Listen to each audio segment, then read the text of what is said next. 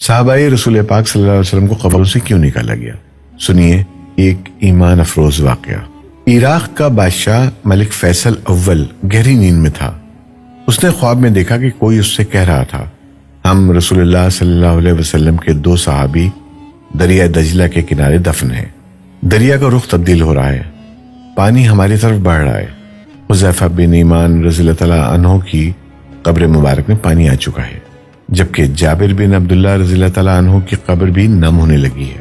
ہمیں یہاں سے نکال کر دریا کے کنارے سے کچھ فاصلے پر دفن کیا جائے۔ عراق کے بادشاہ نے یہ الفاظ خواب میں سنے، لیکن ان کی طرف کوئی توجہ نہ دی۔ دوسری رات پھر یہی الفاظ سنائی دیے، لیکن اس نے اب بھی توجہ نہ دی۔ تیسری رات یہ خواب عراق کے مفتی اعظم نور سعید پاشا کو دکھائی دیا۔ انہوں نے اسی وقت وزیر اعظم کو ساتھ لیا اور بادشاہ کی خدمت میں پہنچ گئے۔ جب انہوں نے بادشاہ سے اپنا خواب بیان کیا تو بادشاہ چونکا اور بولا، یہ خواب تو میں بھی 2 بار دیکھ چکا ہوں۔ اب انہوں نے مشورہ کیا۔ آخر بادشاہ نے مفتی اعظم سے کہا، پہلے آپ قبروں کو کھولنے کا فتویٰ دیں تاکہ میں اس خواب کے مطابق عمل کروں گا۔ مفتی اعظم نے اسی وقت قبروں کو کھولنے اور ان میں سے لاشوں کو نکال کر دوسری جگہ دفن کرنے کا فتویٰ جاری کر دیا۔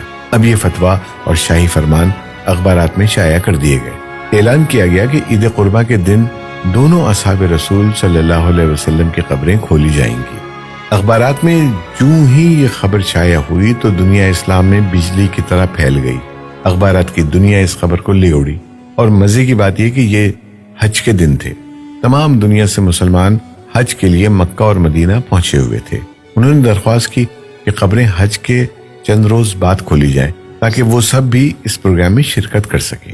اسی طرح حجاز، مصر، شام، لبنان، فلسطین، ترکی، ایران، بلغاریہ، روس، ہندوستان وغیرہ ملکوں سے شاہ عراق کے نام سے بے شمار تار پہنچے کہ ہم بھی اس موقع پر شرکت کرنا چاہتے ہیں، مہربانی فرما کر مقررہ تاریخ چند روز آگے بڑھا دی جائے۔ چنانچہ دنیا بھر کے مسلمانوں کی خواہش پر دوسرا فرمان یہ جاری کیا گیا کہ اب یہ کام حج کے 10 دن بعد کیا جائے گا۔ آخر کار وہ دن بھی آ گیا جب قبروں کو کھولنا تھا۔ دنیا بھر سے مسلمان وہاں جمع ہو چکے تھے۔ پیر کے دن دوپہر 12 بجے لاکھوں انسانوں کی موجودگی میں قبروں کو کھولا گیا۔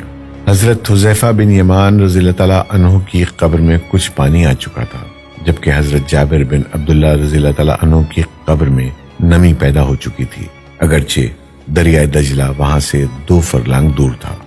تمام ممالک کے سفیروں، عراقی حکومت کے تمام ارکان اور شاہ فیصل کی موجودگی میں پہلے حضرت حذیفہ بن یمان رضی اللہ تعالیٰ عنہ کی نعش مبارک کو کرین کے ذریعے زمین سے اس طرح اوپر اٹھایا گیا کہ ان کی نعش کرین پر رکھے گئے اسٹریچر پر خود بخود آ گئی۔ اب کرین سے اسٹریچر کو الگ کر کے شاہ فیصل، مفتی اعظم، وزیر جمہوریہ ترکی اور شہزادہ فاروق ولی عہد مصر نے اسٹریچر کو اپنے کندھوں پر اٹھایا اور نہایت احترام کے ساتھ ایک شیشے کے تابوت میں رکھ دیا۔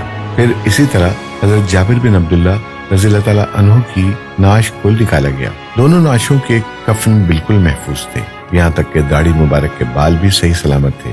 نعشوں کو دیکھ کر قطعاً یہ احساس نہیں ہوتا تھا کہ وہ 1300 سال پہلے کی ہیں، بلکہ یوں گمان گزرتا تھا انہیں وفات پائے ابھی مشکل سے 2-3 گھنٹے ہوئے ہیں۔ سب سے عجیب بات یہ ہے کہ دونوں کی آنکھیں کھلی ہوئی تھیں، ان میں اس قدر تیز چمک تھی کہ دیکھنے والے ان آنکھوں میں آنکھیں ڈال کر دیکھ نہ سکے۔ بڑے بڑے ڈاکٹر یہ منظر دیکھ کر دنگ رہ گئے۔ سچ ہے، محمد صلی اللہ علیہ وسلم کے غلاموں کا کفن میلا نہیں ہوتا۔